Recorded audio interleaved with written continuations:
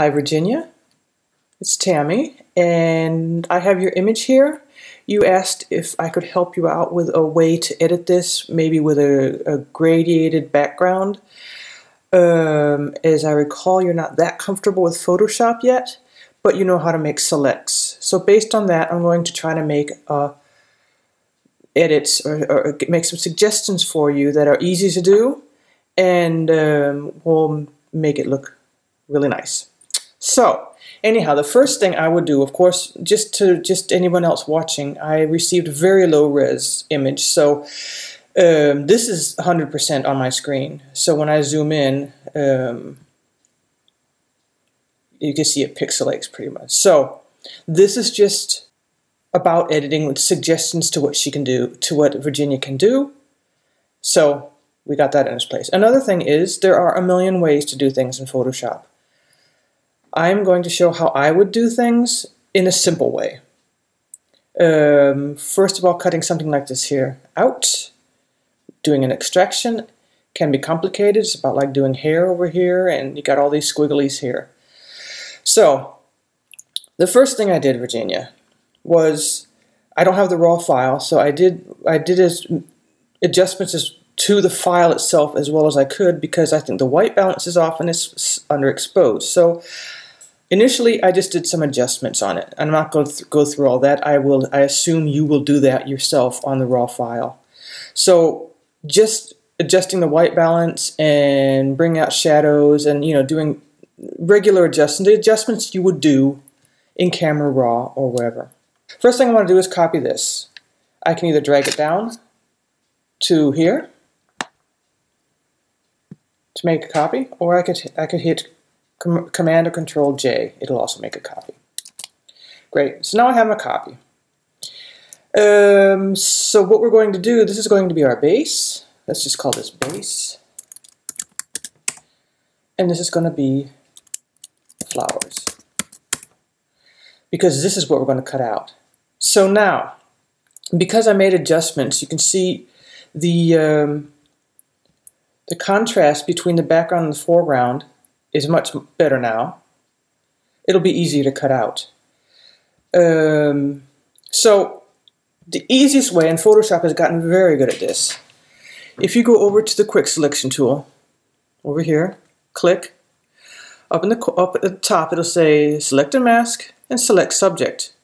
Now you could, having clicked on this, go in here and do your choose this, go through all that, or click select subject, and Photoshop will do as good a job as it can at clipping the subject out of the background. Now this background is perfect for this kind of work because it's a plain background.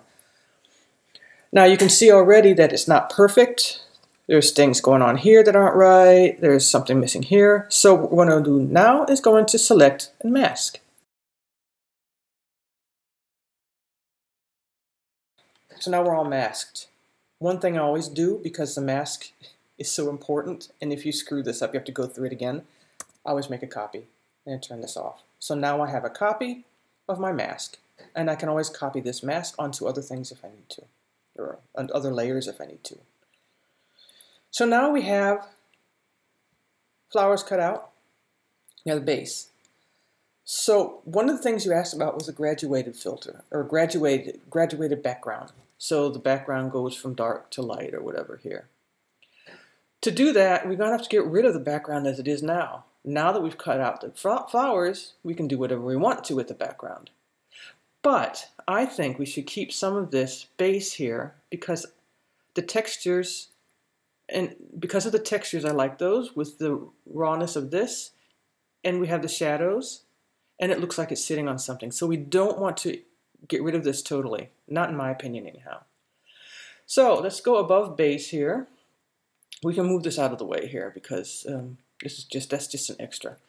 So this is going to be our edits. We start with the base, and what we want to do is add a solid fill layer, solid color, white.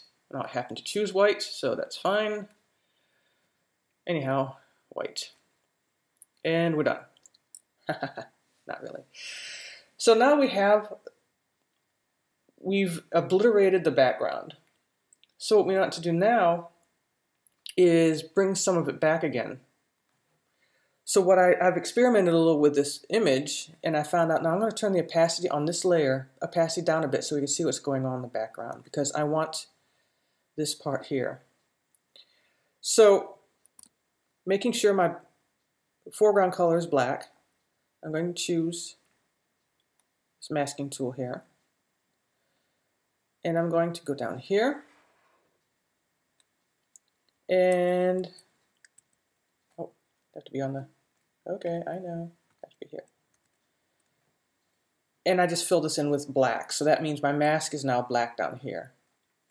Now, that might be too much, might be too dark, you think, but let's leave it there for a bit and we'll get back to it. Because I don't want this totally white. This is what we want to be white. So, if I turn the opacity back up on this, so now we have this. We can see the front of it, we can see this is hanging down, and it has a reason to hang down because it's sitting on the edge of something. So now back to the mask, we want to gradually bring some of this base back because it looks like it's floating with a shadow. Choose the gradient tool, and then make sure we have the foreground is white. Click up here and choose, the first one should say foreground to transparent. Click OK. Oh, I'm sorry, it should be black. So the foreground is supposed to be black. Great, so we have foreground, click here, and you can choose, you can see there's lots of different ones. The first one should be foreground to transparent. I use this because that means you can build up an adjustment slowly. If you use this one, it's just black to white. This, I'll show you what I mean. So I want to bring some of this back gradually. Now this is already black, so it doesn't matter what's going on here, but we want to bring some of this back slowly and make it gradual. So I'm going to start down here. I'm going to hold Shift to keep this, because if I don't hold Shift, oh, sorry. If I don't hold Shift, I could go all different directions, but if I hold Shift, I can go straight up. And you can see I'm slowly starting to bring some of this back down at the bottom. So now it looks like it's sitting on something and there's a white background. But it's still not great. I mean, now it's just white. So, next thing we do, add another fill solid color layer and choose 50% gray. Well, in this, I've tried 50% gray. You can maybe do a color or whatever. I've just tried this with 50% gray and click OK. Now, I actually want to use this mask again. So if I click on this mask and I hold Alt or Option, I can drag it up to here, let go, and ask, do you want to replace? That means, do you want to replace this one? Yes. So now I have a copy of it. Because I want it, again, I want to be able to see down here. I want to be able to see the bottom of this. But I don't want so much background here. Let's do another gradient. We're still in the same area, so holding Shift. There we go. Oh, wait. I'm on the wrong one. I have to be on the gray layer. There we go. There we go. And you see as slowly but surely we're bringing, you can pull it up further, further. You can play around with this. It's such a cool way to mask using the gradient filter like this, from transparent to foreground color to transparent. So now you can see, now we have a gradiated background. It might be, maybe this is too strong. We can turn the opacity down. Maybe you want a little bit more here in the foreground. You know, play around with it. So that's one suggestion. Let's put those all together in a group, and we'll call that gradient. Great. Okay, let's turn that off again. Back to where we were. Now, what if you find that, well, I've adjusted all this. It looks pretty nice, but it's just that yellow wall. It doesn't look great at all. I want to get rid of the yellow wall. So, one really simple way, you can do that. We can say, let's add an adjustment layer here. Hue saturation. We'll just desaturate that sucker. All the way or part of the way. That might even be easier. So you can do hue saturation, just to even out the tones. That also helps. Hue set. Close that. And the last thing I wanted to show you is what if you wanted to add a textured background. I mean, this doesn't look that bad. The background might be a little bit boring. So what I have is a background here that I've got on, I think it's Design Cuts, I can't remember. You can, whatever background you want to choose. I chose this one because it kind of looks like a cement wall. Pull it down here. Now, I kind of like these dark corners here. It looks like the bottom of something. So I'm going to, instead of just placing the mask here, which I could because actually there's a nice vignette here, I'm going to pull it out to the right size anyhow. So I can either choose to do this or I can pull it all the way up here until it hits my horizon line there.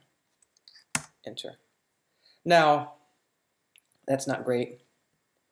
One thing I want to do is I just want to change the luminosity, because changing the luminosity means you just, the darks and lights are there, so you still have the color of the wall coming through. So luminosity. Now I can see down here that I don't like that edge there. So brush tool. Let's add a layer mask. Brush tool on black. And we want a brush, soft round brush. And we want it not too big, like about like that. Click, hold shift down, click here. And that erases some of it. That doesn't look right. Let's try again. A little further down this time. Click and shift and click. So now it kind of looks like it's the bottom of something, bottom of the wall where the wall's meeting the table or something. So that's another option. And then opacity, you can turn the opacity down if you don't want it to be that, well, that noticeable. And then I'd add a vignette around the whole thing, and that's it. So we have different possibilities. We have a textured background, a hue saturation, we just desaturate the background, and the gradient. Personally, I like something going on with the background. It looks more real, and you want as much as possible going on here because it is sitting on something. Otherwise, it's going to look like it's floating. And I do like the grittiness of the cement here. So whatever's up to you, I hope this helps you somehow, and maybe you can play around with the different things. Again, you're going to take time in cutting these things out. I did it really quickly. So I hope that helps you. Before and after. Before and after. Okay, that's all for now. Hope that helps, Virginia. Talk to you later. Bye.